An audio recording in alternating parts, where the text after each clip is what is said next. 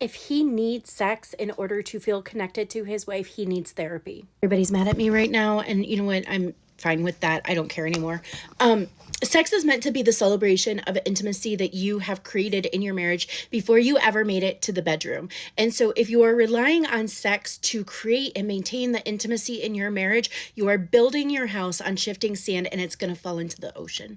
What happens when she has a rough delivery and she cannot have sex postpartum? Well, then she's got a hand, Angela. Yeah, I know. But you know what? When you are leaking fluids from every orifice in your body and trying to keep a human alive with some of the fluids that are leaking from you, and also trying to sleep in 20-minute increments and trying to feed yourself and do all of the things, you shouldn't have to be worrying about milking your husband so that he can feel connected. What should be happening is your husband should be right there, holding you as you cry and feeding you food and telling you that you're pretty and exhibiting some of that biblical self-control. But Angela, the Bible says you can't deprive him. Actually, the Bible says that he should be exhibiting some of that biblical self-control too, but we don't talk about that verse, do we?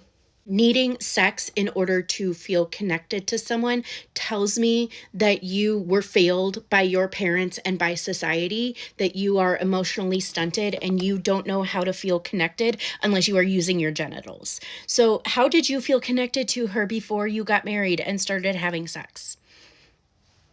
Why did that change just because you got a ring? Yeah, sex is great. It's fantastic. I love it. I have a whole platform dedicated to telling people how to go have good sex. And one of the ways is not using sex to create and maintain the intimacy in your marriage. That's how you have good sex.